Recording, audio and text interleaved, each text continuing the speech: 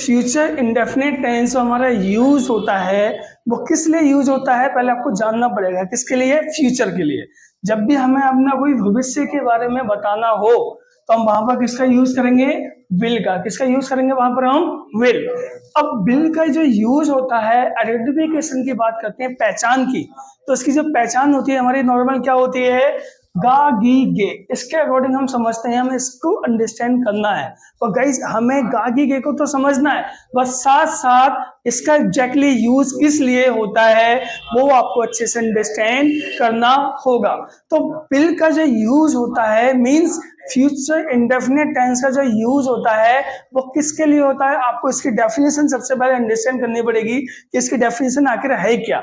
इसकी डेफिनेशन की हम बात करते हैं, इसका प्रयोग भविष्य में मींस फ्यूचर में की योजना और इरादों को बताने के लिए यूज किया जाता है। मींस भविष्य में होने वाली कोई भी प्लानिंग, और इरादे मतलब होते हैं हमारे इंटेंशंस। अब इरादों की बात करो या फिर इंटेंशन की बात करो तो वहां पर आप किसका यूज करेंगे? हम हमेशा विल का। अब हम यहाँ पर बात करते हैं, देखो प्लानिंग का मतलब क्या होता है? हमारा योजना। या आप यहाँ पर कोई भी योजना की बात करोगे या फिर इंटेंशन की बात करोगे आप, तब आप वहां पर किसका यूज करोगे? जो इसका यूज करते हैं वो एग्जैक्टली किसके लिए करेंगे? प्लानिंग और इंटेंशन। इंटेंशन का मतलब क्या होता है? हमारा इरादे। जब भी हमें अपने इरादों को बताना हो या फिर कोई भी प्लानिंग के बारे में बताना हो तो वहां पर आप किसका यूज करोगे? फ्यूचर इंडेफिनिट टेंस का आप यूज करोगे। अब इरादे कैसे बताते हैं? मान लो आपने डिसाइड कर लिया कि मैं डॉक्टर बनूंगा, तो you are just saying simply I will become a doctor. अब अपनी कोई प्लानिंग की बात कर लो कि मैं आज मूवी देखने जाऊंगा, तो I will watch a movie today. मैं कल तुमसे मिलूंगा, तो I will meet you tomorrow. तो कोई भी आप अपनी प्लानिंग की बात करो या फिर आप अपने इरादों की बातें करोगे तो वहां पर आपको किसका यूज करना है? विल का यूज करना। तो विल का यूज किस लिए होता है? आपका कोई भी इरादा बताना हो या फिर कोई भी प्लानिंग के बारे में बताना हो तो वहां पर हमेशा किसका यूज करोगे आप? विल का यूज करोगे। किसका यूज करोगे आप? विल का प्रयोग करोगे गाइस। ओके, अब स्टार्ट करते हैं कि मेथड के साथ सेंटेंस को हम कैसे ट्रांसलेट कर सकते हैं इजीली, राइट। सो सबसे पहले मेथड के अकॉर्डिंग आएगा आपका सब्जेक्ट।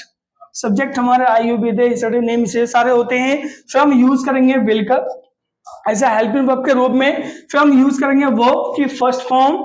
फिर हम यूज करेंगे ऑब्जेक्ट।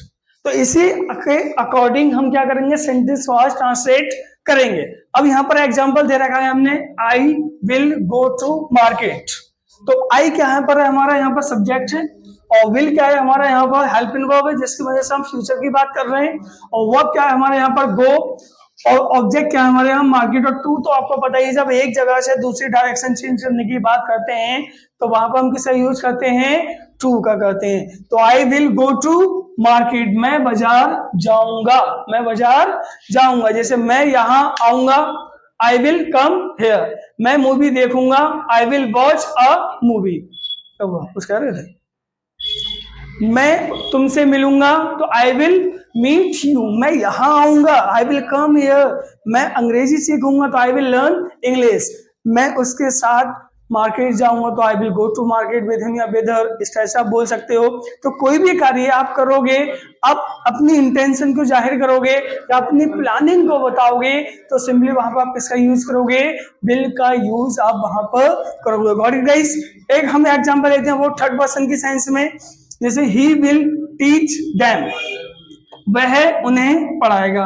तो ही क्या हमारा एज ए सब्जेक्ट है, विल हमारा एज ए हेल्पिंग वर्ब के रूप में आया है, और टीच हमारे क्या है? वर्ब की फर्स्ट फॉर्म है, और देम हमारे क्या यहाँ पर ऑब्जेक्ट की सेंस में आया। तो ही विल टीच देम, वह उन्हें पढ़ाएगा।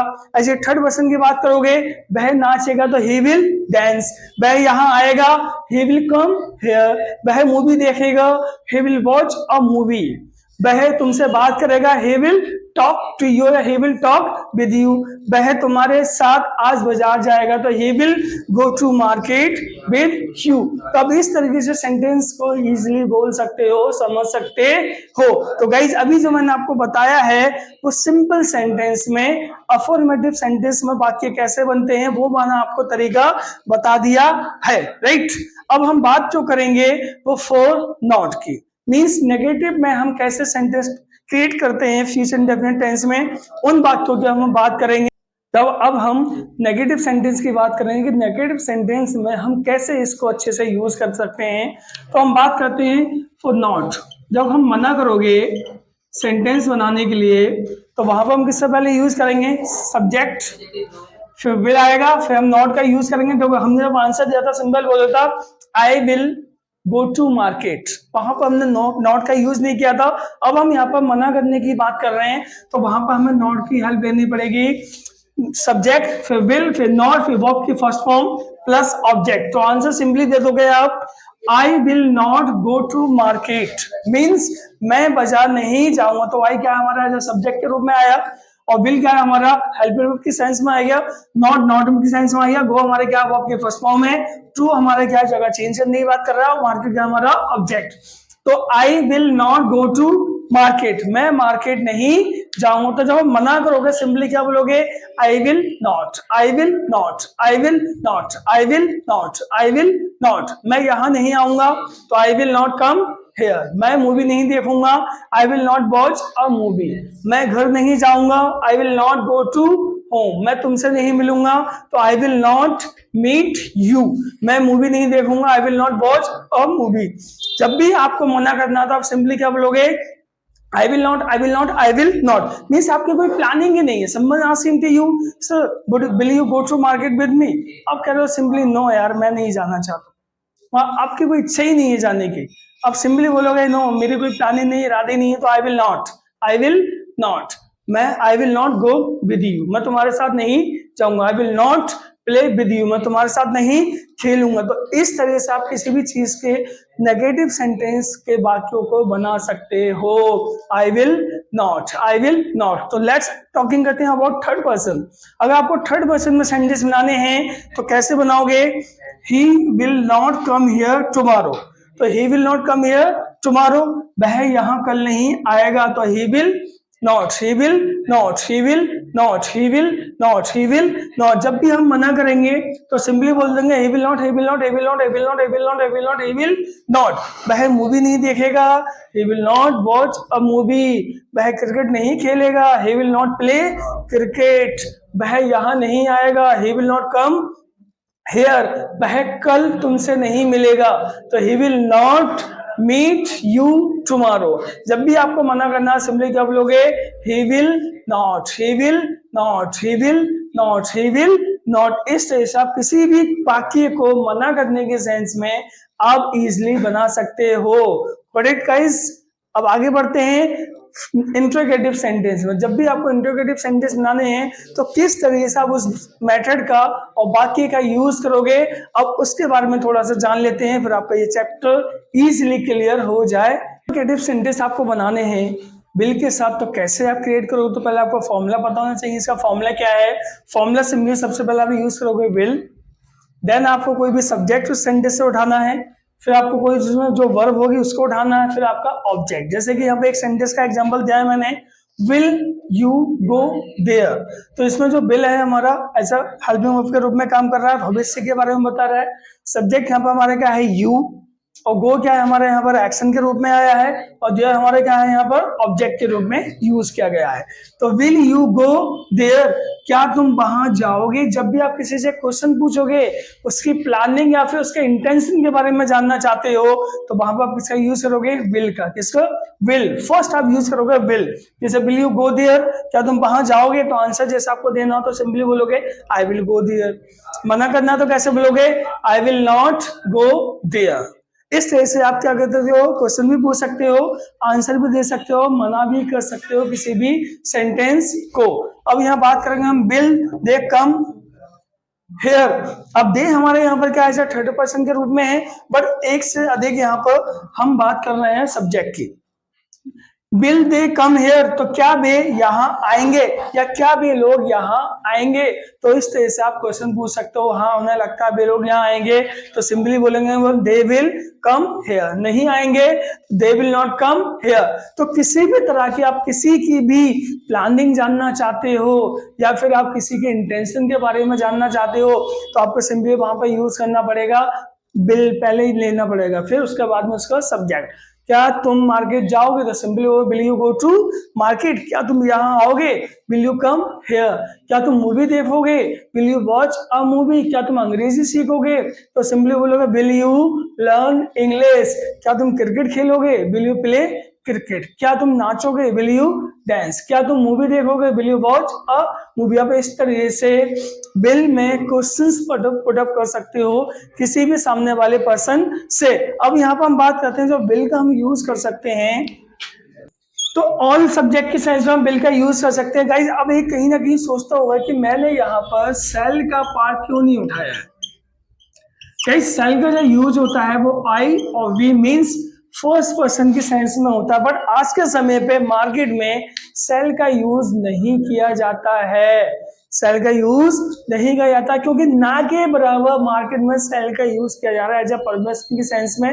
जब मैं एडवांस की क्लासेस दूंगा तो उसमें सारी चीजें आपको एक्सप्लेन करूंगा, बट अभी आपको क्योंकि आज के समय में बात करें, हम बिल के साथ आई का यूज कर देते हैं और वी के साथ भी बिल का यूज कर देते हैं। अब रहा सेल बेचारा, सेल का तो यूज हो ही नहीं रहा है। तो जो चीज यूज नहीं हो रही है मार्केट में गाइस, उसे सीखने से, टाइम वेस्ट करने से कोई फायदा नहीं है। अगर हाँ कहीं लिखने में आ सकता है तो सिंपली आ सकता है वो वाई के साथ में सेल का, वी के साथ में भी सेल का यूज किया जा सकता है। जब रिटर्न मोड पर, स्पीकिंग मोड पे सेल का यूज मार्केट में नहीं किया जा रहा है। तो आपको बिल के साथ में ऑल सब्जेक्ट का यूज कर सकते हो, जैसे कि आई विल गो देयर, मैं वहां जाऊंगा। यू विल गो देयर, तुम वहां जाओगे।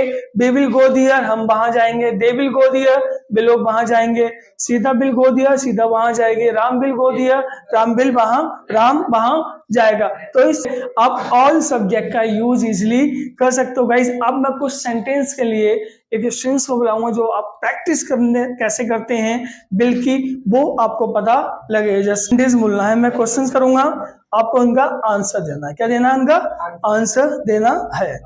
Will you go there answer कैसे दोगे? I will go there. मना कैसे करोगे? I will not go there. Okay very good.